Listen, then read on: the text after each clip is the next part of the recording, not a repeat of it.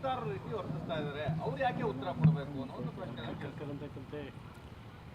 ಪ್ರಿಯಾಂಕಗೆ ಇನ್ನೊಂದ್ಸರಿ ಮಾತಾಡೋಣ. ಪ್ರಿಯಾಂಕ ಪ್ರತಿನಿತ್ಯನೂ ಕೂಡ ನಾನು ಅವತ್ತು ಹೇಳಿದ್ದೆ ಅವರಿಗೆ, ಪ್ರಿಯಾಂಕ ಖರ್ಗೆ ಅವರೇ ನಿಮ್ಮ ಇಲಾಖೆ ಬಗ್ಗೆ ಒಂದ್ಸರಿ ಮಾತಾಡಿ ಸರ್.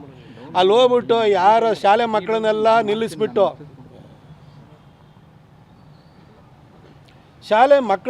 ನಿಲ್ಲಿಸಿ ಇವರನ್ನ ನೀವು ನರೇಗಾ ವರ್ಕರ್ಸು ಅಂತೇಳಿ ಹೇಳಿಬಿಟ್ಟು ಫೋಟೋ ತೆಗೆದುಬಿಟ್ಟು ಅಲ್ಲೂ ಕೂಡ ಮ್ಯಾಂಡೇಸನ್ನು ಕದೀತಾ ಇದ್ದಾರಲ್ಲ, ಇದ್ರ ಬಗ್ಗೆ ರಾಜೀವ್ ಕುಡುಚಿ ಅವರು ದಾಖಲೆ ಸಮೇತವಾಗಿ ಮೀಡಿಯಾದ ಮುಂದೆ ಬಹಿರಂಗ ಮಾಡಿದ್ರು, ಅದಕ್ಕೆ ಉತ್ತರ ಕೊಡಲಿಲ್ಲ.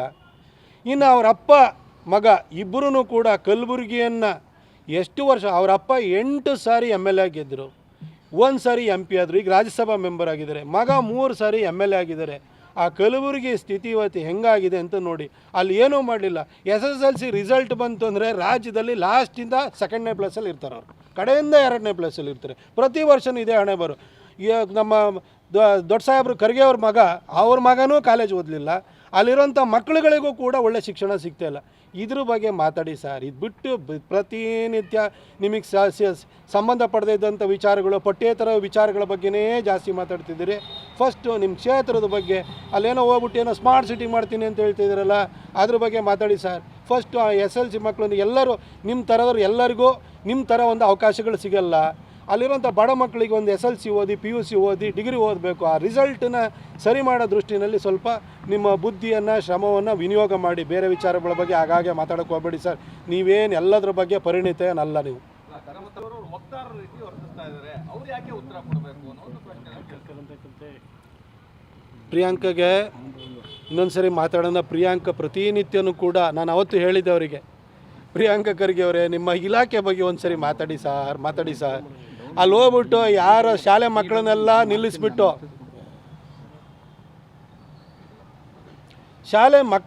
ನಿಲ್ಲಿಸಿ ಇವರನ್ನ ನೀವು ನರೇಗಾ ವರ್ಕರ್ಸು ಅಂತೇಳಿ ಹೇಳಿಬಿಟ್ಟು ಫೋಟೋ ತೆಗೆದುಬಿಟ್ಟು ಅಲ್ಲೂ ಕೂಡ ಮ್ಯಾಂಡೇಸನ್ನು ಕದೀತಾ ಇದ್ದಾರಲ್ಲ, ಇದ್ರ ಬಗ್ಗೆ ರಾಜೀವ್ ಕುಡುಚಿ ಅವರು ದಾಖಲೆ ಸಮೇತವಾಗಿ ಮೀಡಿಯಾದ ಮುಂದೆ ಬಹಿರಂಗ ಮಾಡಿದ್ರು, ಅದಕ್ಕೆ ಉತ್ತರ ಕೊಡಲಿಲ್ಲ.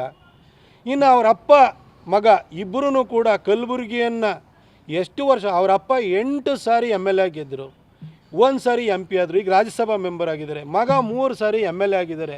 ಆ ಕಲಬುರಗಿ ಸ್ಥಿತಿ ಇವತ್ತು ಹೆಂಗಾಗಿದೆ ಅಂತ ನೋಡಿ. ಅಲ್ಲಿ ಏನೂ ಮಾಡಲಿಲ್ಲ. SSLC ರಿಸಲ್ಟ್ ಬಂತು ಅಂದರೆ ರಾಜ್ಯದಲ್ಲಿ ಲಾಸ್ಟಿಂದ 2ನೇ ಪ್ಲೇಸಲ್ಲಿ ಇರ್ತಾರೆ, ಅವರು ಕಡೆಯಿಂದ 2ನೇ ಪ್ಲೇಸಲ್ಲಿ ಇರ್ತಾರೆ. ಪ್ರತಿ ವರ್ಷವೂ ಇದೇ ಹಣೆ ಬರು. ನಮ್ಮ ದೊಡ್ಡ ಸಾಹೇಬರು ಖರ್ಗೆ ಅವ್ರ ಮಗನೂ ಕಾಲೇಜ್ ಓದಲಿಲ್ಲ. ಅಲ್ಲಿರೋಂಥ ಮಕ್ಕಳುಗಳಿಗೂ ಕೂಡ ಒಳ್ಳೆ ಶಿಕ್ಷಣ ಸಿಗ್ತಾಯಿಲ್ಲ. ಇದ್ರ ಬಗ್ಗೆ ಮಾತಾಡಿ ಸರ್. ಇದು ಬಿಟ್ಟು ಪ್ರತಿನಿತ್ಯ ನಿಮಗೆ ಸಂಬಂಧಪಡದೇ ಇದ್ದಂಥ ವಿಚಾರಗಳು, ಪಠ್ಯೇತರ ವಿಚಾರಗಳ ಬಗ್ಗೆನೇ ಜಾಸ್ತಿ ಮಾತಾಡ್ತಿದ್ದೀರಿ. ಫಸ್ಟು ನಿಮ್ಮ ಕ್ಷೇತ್ರದ ಬಗ್ಗೆ ಅಲ್ಲೇನೋ ಹೋಗ್ಬಿಟ್ಟು ಏನೋ ಸ್ಮಾರ್ಟ್ ಸಿಟಿ ಮಾಡ್ತೀನಿ ಅಂತ ಹೇಳ್ತಿದ್ದೀರಲ್ಲ, ಅದ್ರ ಬಗ್ಗೆ ಮಾತಾಡಿ ಸರ್. ಫಸ್ಟು SLC ಮಕ್ಕಳನ್ನು ಎಲ್ಲರೂ ನಿಮ್ಮ ಥರದವ್ರು ಎಲ್ಲರಿಗೂ ನಿಮ್ಮ ಥರ ಒಂದು ಅವಕಾಶಗಳು ಸಿಗಲ್ಲ.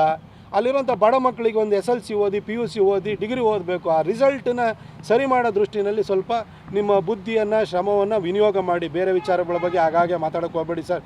ನೀವೇನು ಎಲ್ಲದ್ರ ಬಗ್ಗೆ ಪರಿಣಿತನಲ್ಲ ನೀವು.